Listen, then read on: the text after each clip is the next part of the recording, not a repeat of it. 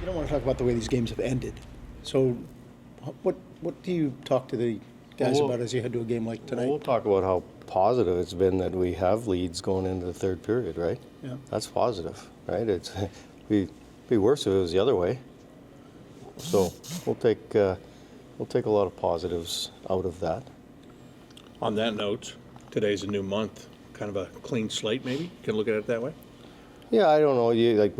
We're game by game, as you guys know. I mean, we're not going off of a 10-game segment or, old school 5-game segments or whatever when we used to do those type of things. It's game by game. We want to compete. We want to get consistent. We want to have all parts of our game going.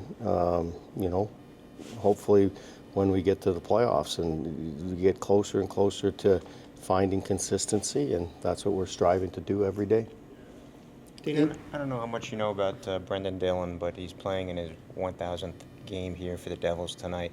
Undrafted player, to do what he's accomplished, obviously he's respected, he's a bulldog out there. What would you say about Brendan, that type of player, what he's done to get to this point in his career? Yeah, I've obviously coached against him for a long time, and he plays the game the right way, plays hard, physical, will stand up for his teammates. He's always done that. It's a fantastic accomplishment. Played in this league, and I know how hard it is to get to that number. And the guys that do get there and play like that, they have to be pretty tough people, not only physically but mentally as well. Damon, Severson was creating some pretty good opportunities for himself in the last game. What have you seen from him offensively in terms of creating those opportunities while still minding his business on the blue line? Yeah, I think that's the latter is the key part, is that he's simplified his game, been able to break the puck out, be real sound in the defensive zone. It's allowed him to get up the ice and be an offensive player because of it. And he can't sacrifice one end in order to get rewarded on the other end. You need to do all the right things. He's been doing that all year. And yeah, I think he's probably hit more posts or crossbars than any guy in our team. So yeah, we hope those pucks will start going in, but we just want him to continue to play the same way as he's played all year. How gratifying is that as a coach? Because I know that's something you talked to him about a lot last year, and then when he wasn't able to be in the lineup, to see him make that adjustment and now do what he's doing. Yeah, no, we communicate with the player all the time, and yeah, I mean, it's not a secret that he didn't play in all the 6 games at the end of the year, whatever it was. But yeah, we had a really good meeting before the season started in the summer and prior to even training camp, and we just come to the conclusion that we're both on the same page as far as coaching staff and Sevy, and so the things that he is doing, he's committed to do, not only for himself, clearly, but to help his team win hockey games.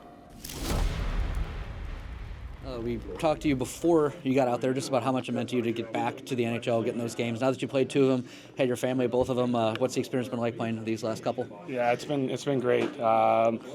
I know I've given you guys a lot of the cliche answers, but it's exactly how I feel. And I guess seeing my kids at the glass it was a great moment for me. And then to get out there and play, and I had the nerves just like my first game, which was fun. But no, I liked my game, and I like how we've been playing. Fortunately, we didn't come up with wins, but and then being back here, I had great memories here, and I had with my kids, and it really. They loved their time in Westfield and Jersey, so this is a cool one to be back for my third. As you kind of walk around, does it bring back the memories? Oh yeah, for sure. A little different on this side, but it's great to be back here, see some friends. I'll have some guys in the audience, and it's exciting. I have a lot of people behind me, especially when I made the decision to play with the Monsters, and everybody's like, just keep grinding, it's going to work out for you. And there's a lot of moments, like I told you, that I didn't think it was going to work out or go in my favor, but I think ultimately you just keep grinding and keep trying to show who you are. Hopefully it falls where you want, and right now it's going there. It's going good for me, so I'm pretty happy about that, and to be here and be able to play in front of Jersey fans is going to be fun. You mentioned you like the team's game, and the games that you've played. You obviously haven't finished it off though. As a veteran guy, even though you don't probably know a ton of the guys, what can you kind of do to just help the process and try to, you've seen a lot in your NHL career, so you can chime in probably when you need to. Yeah, you know what? I wasn't sure how to come in. I'm normally a very vocal guy, and I haven't been with the guys all year, so I wasn't sure if I should be vocal or say a lot or say nothing or whatever. And then Charlie's like, we need a voice, and so I kind of just went right back into who I am and just giving them advice. The biggest thing for me is stick together. I think we're playing well. We're doing the right things. Ultimately, I think that things that I've seen and what I've been hearing is that we haven't been able to close it out in the third period. So, you know what? The hockey gods are interesting. They're funny, and you just got to keep grinding. I mean, if you want to relate it to kind of my situation, you keep staying at it. It's going to fall in the right. If you keep doing the right things, it's going to work out. And I think that's kind of my message for the guys. Stay focused. Don't cheat the game. And it'll take care of us, and I think that will ultimately help us win more games at the end of the day. Yeah. Last thing I just wanted to ask is how much fun are you having? I mean, you're playing soccer with the guys. You see JD on the bus. It just feels like everywhere you go, it kind of reminds you why you stuck it out, right? For sure. And I think that's the biggest thing. It's there were some dark moments, and I think ultimately this is the complete opposite of those moments. So I'm kind of taking it all in. And it's fun.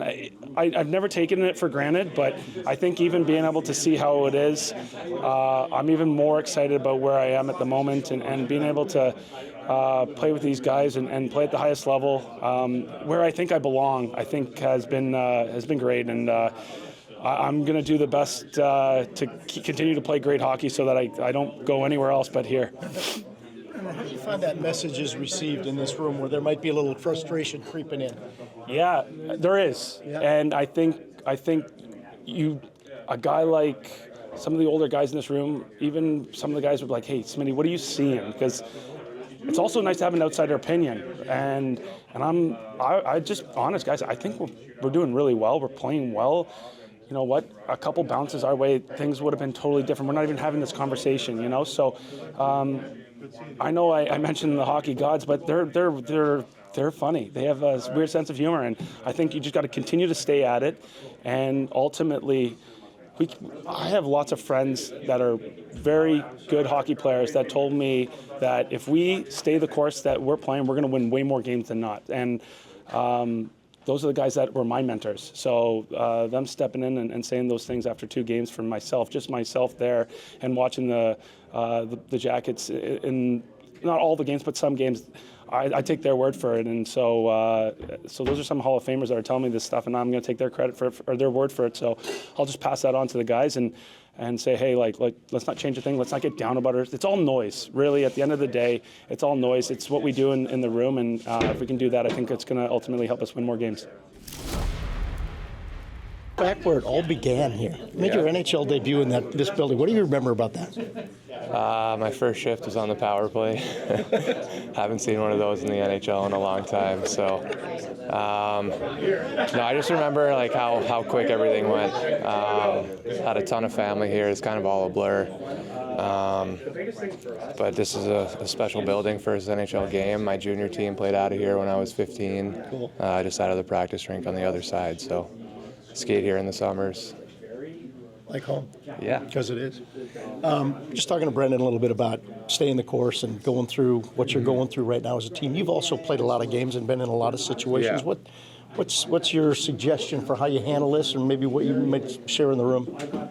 Yeah, no, I think it's hard to point down one specific thing why we've been in the situation we're in.